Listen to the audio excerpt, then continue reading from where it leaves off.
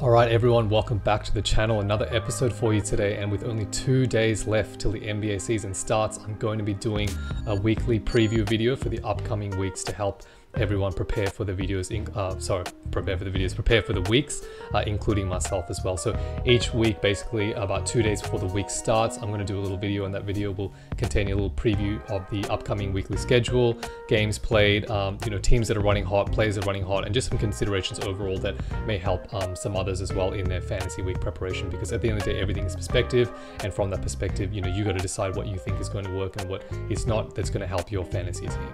So before we jump into it as well, I hope you guys appreciate my my image editing abilities. I know that I'm fairly new to YouTube, so I'm still learning all the ropes. So I'm trying to spruce up my videos, get the video effects going and get the image effects going as well. So as we progress, hopefully I'll have some more interactive abilities going forward as well to make these videos a little bit more I guess fun as well. So let me know as well if you've got any tips in the comment section as well, or something that you'd like to see that you've seen in other videos. And for those of you that have thought, I've been thinking of doing videos for ages, and I sort of started last season but stopped, and again started again this season. But I would say get into it, because it's honestly, YouTube creation is really fun. It's really creative as well, and especially if you love fantasy basketball or whatever it is you love, just do the videos. It doesn't matter how saturated the market is, someone's always going to appreciate your content. So anyway, enough of the inspirational stuff, let's dive into it, okay?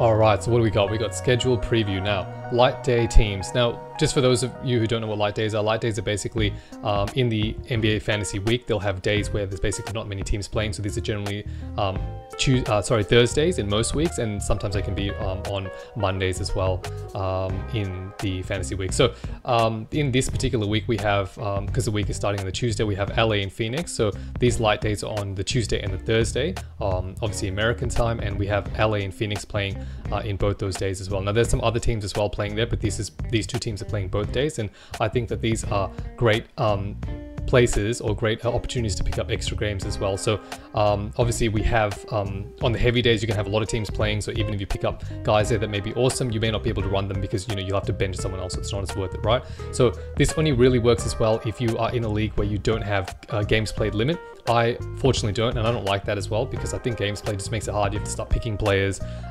that you want to bench, and you can end up picking wrong players, and it ends up becoming a bit of luck, whereas this adds a little bit of extra depth as well and allows teams that are trailing in the week to come back as well. So anyway, enough with the light day explanations. So from Lakers, we have Taurean Prince, Rui Hachimura, and Jared Vanderbilt. Now I'm not sure who's going to be available on your wire. I just think these three, one of them out of the three is probably going to be available. And depending on your build, you may want to pick some of these players up. So Rui's obviously good for some points and maybe some rebounds. Prince is obviously good for some threes and maybe a steal. And Vanderbilt is good for some steals and some rebounds as well with some low points. So they might be worth it. And I think Josh Okogie as well is probably worth it from a Phoenix perspective. I was going to put Drew Eubanks down as a center, but I don't know how many minutes it's going to get. And as the weeks go on, I'll obviously have a bit more clarity around who I want to recommend or who might be good as a speculative ad as well. But either way, extra games played, it doesn't matter. They're just basically free games, which is free stats. So just pick anyone if you can, if you've got a waiver wire slot. If not, don't worry, these aren't amazing plays. They're not going to win you the week or anything like that. The other thing to look up for is low volume teams as well. So in this particular week, you have everyone playing 3 games except for the following teams. You've got Boston, Brooklyn, Charlotte, Dallas, Indiana, Milwaukee, Minnesota, Pelicans, Orlando, and Washington Wizards. So obviously if you have heaps of players from multiples of these teams, you may end up being having less volume as the weeks go on, as the week goes on, and then you could play a substantially lower amount of games to your opponent as well. So just look out for that. If you have multiple players, you might have like Jaylen Brown and Derek White and Jason Tatum from Boston. That's 3 players that are playing 2 games less, while your other opponent has like multiple players playing 3. So just look out for that. There's not much you can do about it really. You're not going to want to obviously cut Jaylen Brown or something like that, but if you have someone that you may want to cut because it's just on a low volume and you don't think they're going to be good next week, then maybe you might want to consider it as well. And again, if you are in this position, that's where it's good to look at. Just go forward on your platform and just see whether or not there's spare slots on some of the heavy days, and you can pick up someone there, have someone in mind that you're ready to pick up as soon as the day rotates. Or again, the light day teams, maybe you want to invest that some time into picking someone from there. At least it's going to boost up your amount of games played, and any stat is free stats. The other thing that I always like to look at is the Sunday Monday game. So I've got a little explanation below, which is you can get a free player without using a waiver pick. So if you pick someone on, let's say Sunday, for the Sunday game, that player is who's going to play Sunday and Monday. And then obviously when the new week rolls around, you don't have to worry about using a new waiver wire pick as well to get someone as well, because a lot of leagues I know have like a 3 waiver weekly limit.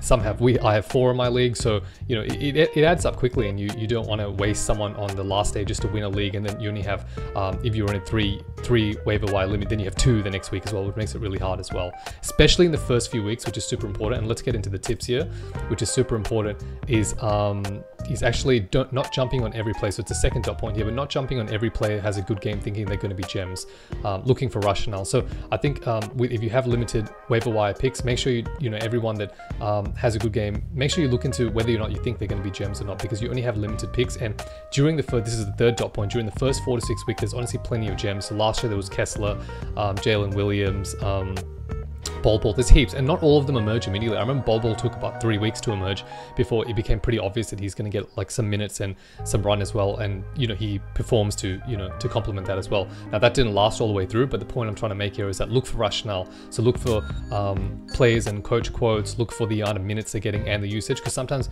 guys can have awesome performances, but they're just really hot to start off the season and they're doing it like 15 minutes, and that's probably not sustainable. Just going back up the list, sorry I didn't go in order, but keeping a streamer slot open, I think it's super critical. A lot of people love to max out their list in the first week, and they don't want to pick anyone thinking they've got like the perfect list for the whole entire season. It doesn't work like that. You're always going to have to keep a streamer slot open. Whether you like it or not, it is the best way to go, and it keeps you flexible as well, even if you have to give up players in the long run. When I say give up players, give up sort of end of bench guys that may be decent all season.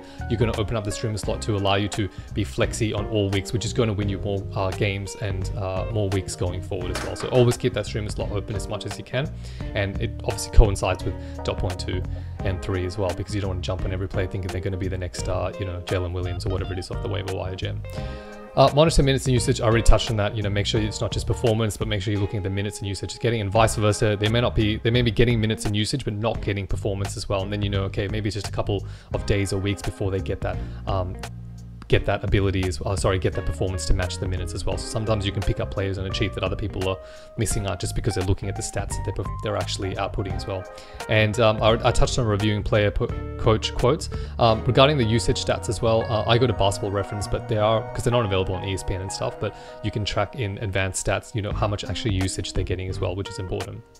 And be flexible on punt strategies. So we all have probably a punt strategy going forward into the season, but be open to them as well. Your team may be able to quickly flex. Just say you get a really good waiver wire gem, and it's like you get Kessler, but you only have one decent block guy. So with Kessler and the other block guy, you're probably only one block guy away from dominating that category. So maybe at that point you flex. So just be open to it, especially in the first 4 to 6 weeks. I'd say that's when you sort of develop your strategy, and based off the waiver wire picks that you're going to get, who are going to return a lot of great value. If you get some gems, that's going to allow you to be flexible as well. So forget that typo there as well, available. So yeah, just some strategies. These are things that I've mucked up in the past, and I thought I'd just share them with everyone. But I hope that you got some value from that as well. Let me know what you guys think in the comments. Let me know what you guys are looking out for as well. There's going to be heaps of rotations and things that are worth noting, but I'm not going to do a full video on that just because within the first week or first 2 weeks, it's going to be pretty obvious which rotation is sticking and which players are going to get what minutes as well. So maybe I'll do a video later on as I do my weekly waiver wire picks as well. But that is all I have today, guys. I hope you enjoyed this video. If you did, please give it a like, a share, and a subscribe. Otherwise, I will see you in the next one. So take care, guys. All the best. Bye.